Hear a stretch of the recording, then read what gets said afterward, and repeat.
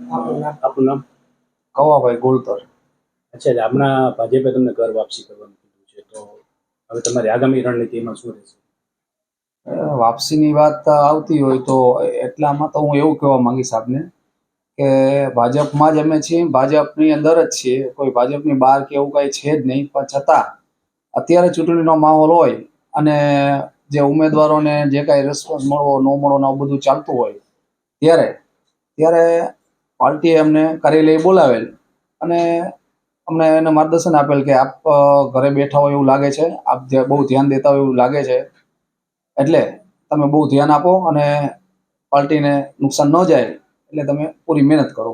ખાસ કરીને તમારા વોર્ડમાં અત્યારે વિરોધ પક્ષનું જોર છે, એવા મીડિયામાં સમાચાર રહેતા હતા, તો એના માટે પાર્ટીએ તમને સિલેક્ટ કર્યા છે કે કેવી રીતે છે?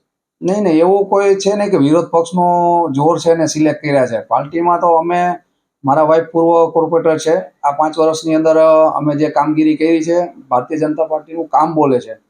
કોઈ અહીંયા વ્યક્તિગત કે એવો કોઈ મુદ્દો હોતો નથી. વિરોધ પક્ષો દર વખતે ચૂંટણી હોય ત્યારે વિરોધ પક્ષ આવતો જ હોય છે અને એ એનું કામ કરતું હોય છે. પણ અમારે અમારું કામ કરવાનું, અમે 5 વર્ષ લોકોની વચ્ચે રહીએ છીએ અને જ્યારે મારા વાઇફ કોર્પોરેટર તરીકે ચૂંટાઈને આવ્યા છે ત્યારે અમારી સાથે 4-5 અમારા કામ એવા પેન્ડિંગ અમારા વોર્ડના હતા, જે હાર્ડ હતા, જે થતા નહોતા, ક્યારે થયા નહોતા, એવા જે રોડના અમારો આ સાઈડ આવે છે, 14 બૂથ આવે છે, તો 14 બૂથમાં અમારા ગેસની લાઇનનો મોટો ઇસ્યુ હતો.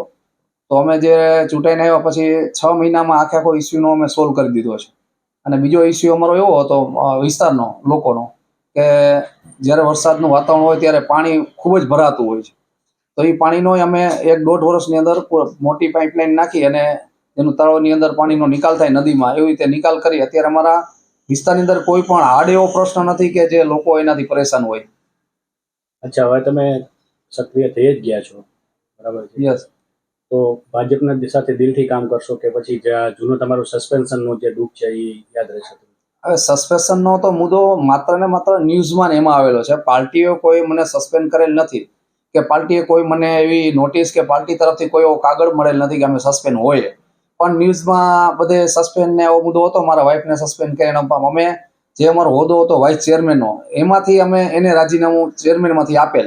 5 વર્ષ કોર્પોરેટરમાં અમે પૂરા કરેલ છે અને ગઈ 11 તારીખે અમારી ટર્મ પૂરી થયેલ છે. ત્યારબાદ જે રહી વાત પાર્ટીની ને સસ્પેન્ડ, એમાં કોઈ સસ્પેન્ડનો મુદ્દો જ નથી. પણ પાર્ટીનું કામ સતત અમે કરતા હોઈએ છીએ અને ગઈકાલે હજી પાર્ટીની 4 ઉમેદવારને બોલાવી અને 1000 માણસની તો અમે સભા કરી છે અમારા વિસ્તારની અંદર. અને અત્યારે અમારા વિસ્તારની અંદર અમારી ભારતીય જનતા પાર્ટીનો ખૂબ જ સારો માહોલ છે.